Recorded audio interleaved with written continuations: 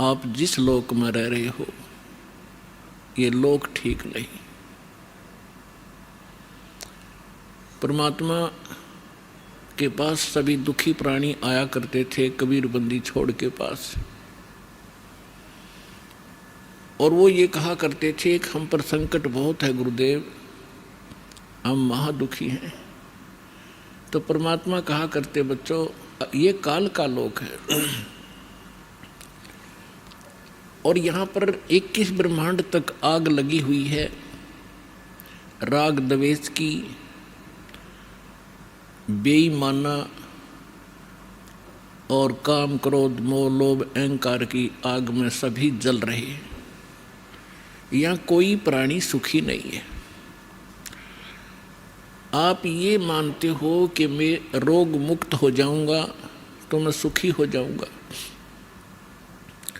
जो निरोग हैं उनसे मिलिए जा करके, उनको ना जाने कितनी और टेंशन पाएंगी जिनको आप सुखी मानते हो, क्योंकि जो निर्धन है वो सोचता है कि ये पैसे वाले सेठ साहूकार ये सुखी होंगे। जहाँ माया का समावेश है पुण्यात्माओं, स्वप्न में सुख नहीं हो सकता। यह भूल है प्राणी का, क्योंकि जब तक हम उस आग में नहीं गिरते तब तक हमें ऐसे लगता है शीतल होगी। और सेठ ये सोचते हैं कि राजा लोग सुखी होंगे, हमें सुख नाम की वस्तु नहीं। क्योंकि सेठ वैसे नहीं बनता, उसने कोई तिगड़मबाजी करनी ही पड़ती है। उसके पास 20-30 लाख रुपए हैं तो 50 लाख रुपए का काम उसने आगे फिर से ऑन लोन ऋण लेकर शुरू करना पड़ेगा, तभी वो सेठ होने की सोचेगा। और वो 50 लाख का लोन ले लिया, बिजनेस ठीक चला नहीं, अब 20 लाख वो गए और 30 लाख 50 लाख का लोन गया। वो सेठ उस टेंशन के अंदर अपना जीवन व्यतीत कर रहा होता है। फिर सोचता है अब दूसरा बिजनेस करता हूँ। आम व्यक्ति को लगता है बड़ा सेठ है, बड़े बिजनेस चल रहे हैं, पर सपने में शीतलता उस प्राणी को नहीं है। सेठ साहूकार यानी धनी व्यक्ति समझते हैं राजा लोग सुखी होंगे।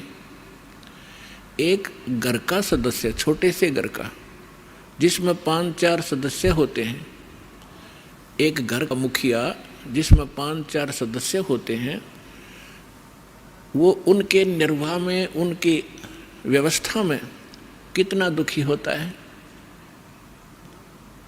किसी की फीस भरनी है, किसी को एडमिशन दिलाना है, किसी के कपड़े लाने हैं, कोई विवाह के योग्य हो गया है, और भी बहुत सी पारिवारिक जो समस्याएं हैं वो सामने अड़ी रहती हैं। और एक राजा एक क्षेत्र का मुखिया होता है, उसको और भी ज़्यादा टेंशन रहती है अपनी प्रजा को सुनियोजित रखने की और लॉ एंड ऑर्डर बनाए रखने की। तो स्वप्न में सुखी नहीं होता राजा। ठीक है, वो बकवाद करते हैं, वो लोग थोड़ी सी राहत पाकर घूटी लगा लेते हैं, नाच गाने देख लेते हैं, लेकिन अंदर से वज्जों के तो जल रहे होते हैं। पृथ्वी के राजा लोग सोचते हैं कि स्वर्ग के देवता सुखी होंगे। इन देवताओं की कथा पढ़कर देखो पुराणों के अंदर, इनमें वही आग जल रही है जो यहाँ के लोगों में है, क्योंकि वो भी एक जीव हैं। जैसे कोई IAS ऑफिसर लग जाता है, भले ही वो कमिश्नर लग जाता है, DC लग जाता है, वो है तो जीव मनुष्य ही, उसके अंदर सब विकार विद्यमान हैं जो एक गरीब व्यक्ति में, आम नागरिक में है। काम क्रोध मोह लोभ अहंकार, उससे भी वो सड़ रहा है। बेशक वो अधिकारी बन गया है, साहब बन गया है, लेकिन उसके ऊपर जो आपदाएं हैं, प्राकृतिक दुख हैं, ज्यों के त्यों बने हुए हैं। इसी प्रकार वो देव समझो। और देवता लोग समझते हैं कि इंद्र सुखी होगा, वो देवताओं का राजा है। इंद्र की कथा पढ़कर देखो, कितनी बार राजा इंद्र जो है राक्षसों के साथ युद्ध में हार जाते हैं, जंगलों में समय व्यतीत करते हैं। और फिर क्या होता है, इंद्र का राज भोग के, इंद्र के राज को यानी अपना समय पूरा करके देवताओं का राजा, स्वर्ग का राजा मृत्यु को प्राप्त होता है। और मृत्यु के उपरांत वो गधे की योनि से 84 लाख योनियों को प्रारंभ करता है। तो परमात्मा कबीर जी बताया करते थे, भाई तन दर सुखिया कोई न देखा, जो देखा सो दुखिया हो। उदय अस्त की बात करते हैं, मन सबका किया विवेका हो। सबका किया विवेका हो। तन दर सुखिया कोई न देखा, जो देखा सो दुखिया हो। उदय अस्त की बात करते हैं, मन सबका किया विवेका हो।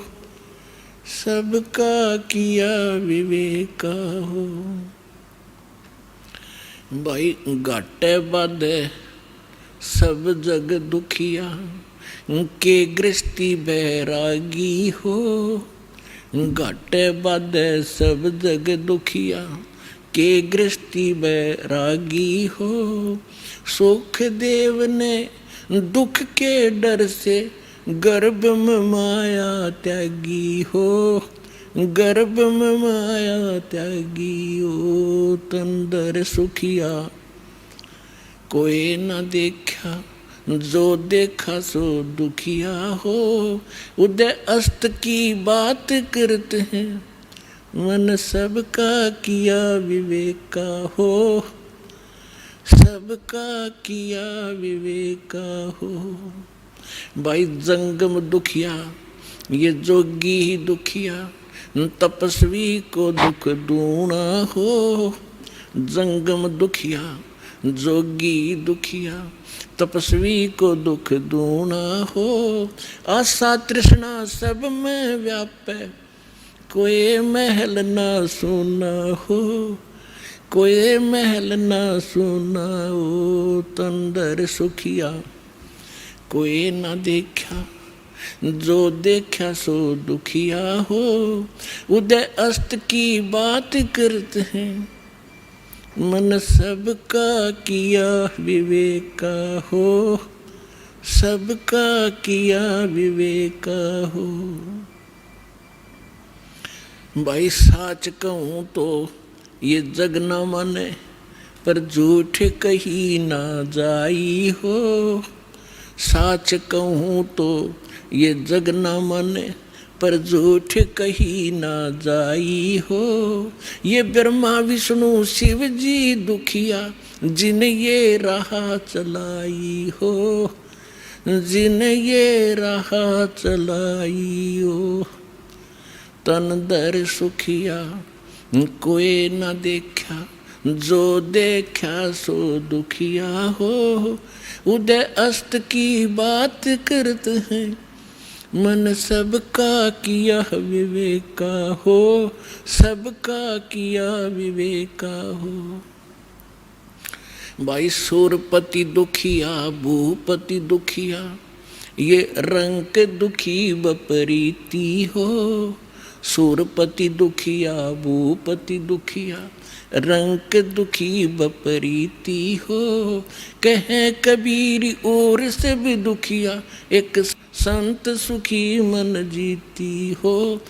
संत सुखी मन जीती हो। तंदर सुखिया कोई न देखा, जो देखा सो दुखिया हो।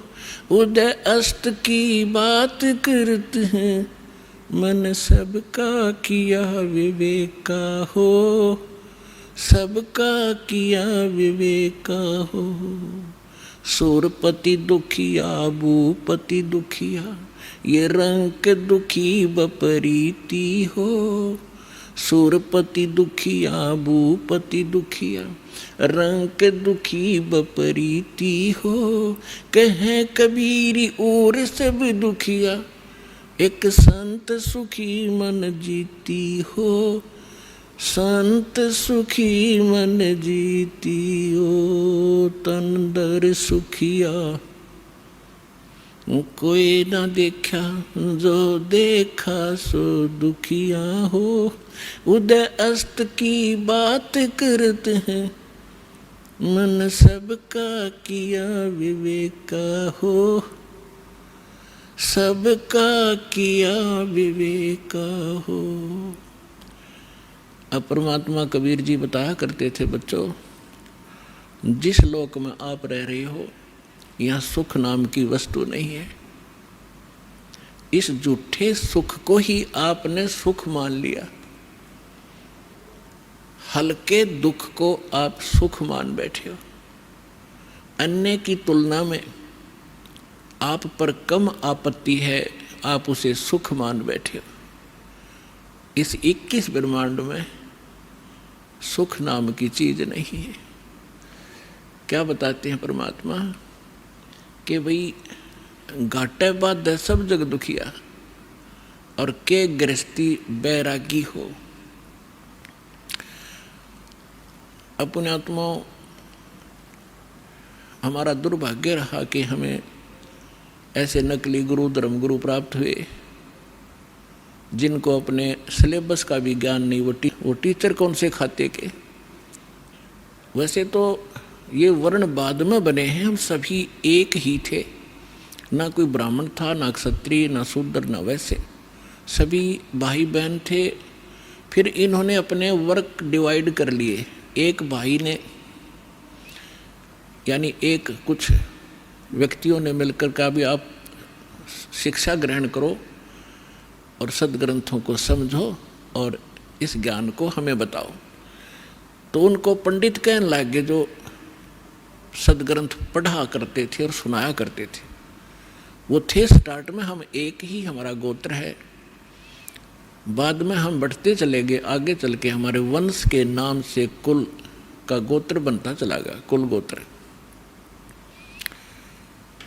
तो उनको जो पंडित बने उनको पूरी छूट दे दी कि हम तुम्हें तुम्हारा सारे परिवार का खर्चा भी देंगे पूजा रूप में, आप इन सदग्रंथों को पढ़िए और हमें बताओ। ऐसा ही प्रारंभ हुआ।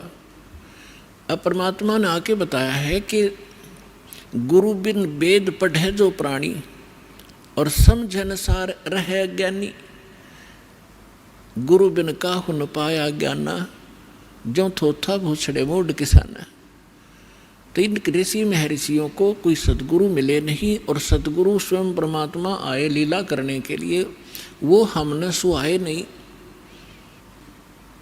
जैसे क्या होता है, जैसे किसी ने थोड़ा सा बोलन की शैली ठीक कर ली और 10-20 श्लोक गोट लिए वेद या गीता या कोई वाणी पढ़ ली किसी संत की, तो आम स्थान पर खड़ा होकर वो 100-200 व्यक्तियों को प्रभावित कर सकता है अपने प्रवचन के बोलने की शैली से, लेकिन उसके पास कख नहीं है। जब तक सदग्रंथों का संपूर्ण ज्ञान ना हो और कंप्लीट वे ऑफ वर्शिप यानी पूर्ण भक्ति विधि ना हो, तो वो ज्ञान भी एक आने का नहीं। परमात्मा कहते हैं गोरख से ज्ञानी गणे सुख दे जति जिहान, और सीता सी बहु भारिया संत दूर स्थान। फिर परमात्मा कहते हैं कि श्रोता कोट अनंत हैं और वक्ता कोट अनंत और दानी कोट अनंत हैं, पर बिरले साधु संत। तो जो प्रसंग चल रहा है कि परमात्मा हमें बताया करते थे, वो स्वयं आकर के ज्ञान दिया करते थे, तो हमें आज तक ज्ञान प्राप्त ही नहीं था। हमने इस झूठे सुख को सुख मान लिया। जैसे एक व्यक्ति के 3 पुत्रों में से एक की मृत्यु होगी, अब पुत्र मरो चाहे पुत्री, पत्नी मरो चाहे पति, दुख तो भारी होता है। अब जिनके साथ हम कितने प्यार से लाड से रह रहे हैं, हम इतने ढीठ हैं, दुख चाहे इनसे भी ज़्यादा आ जाओ पर मरे नहीं। हमारी मृत्यु ना हो तो हम इस दुख ने भी देख लेंगे, देखी जाएगी जैसे भी होगा। लेकिन ये दुख भी फिर मृत्यु भी, तो ये दोनों कष्ट यहाँ पर बने रहेंगे। तो उसके एक पुत्र की मृत्यु होने से बुरा हाल था, ना खा रहा था, ना पी रहा था, सारा परिवार रो रहा था। शोक व्यक्त करने के लिए कुछ व्यक्ति जाते हैं, उनमें से एक व्यक्ति ऐसा था जिसका एक ही पुत्र था, वही मृत्यु को प्राप्त हो चुका था कई वर्ष पूर्व। तो सांत्वना देने वालों ने कहा कि देख भाई, या तो मृत्यु एक ना एक दिन सबकी आनी है, और देख इसको देख कर जी ले, इसका एक ही पुत्र था और उसी की मृत्यु होगी, ये भी अपना समय व्यतीत कर रहा है। फिर उस व्यक्ति को जिसका पुत्र तीनों में से एक मृत्यु को प्राप्त हुआ था, तो उसको थोड़ा सा सांत्वना हुई, हौसला हुआ, ये सोचकर कि हे भगवान, इससे तो मैं भी सुखी, मेरे दो तो बच गए। फिर वो ठीक हो गया, रोटी खा ली, थोड़ा सा गम दूर हुआ, अब खाक सुख हो गया। क्या पुत्र वापस आ गया वो? तो परमात्मा कहते हैं झूठे सुख को सुख है, ये मान रहा मनमोद, ये सकल जबीना काल का, कुछ मुख में कुछ गोद।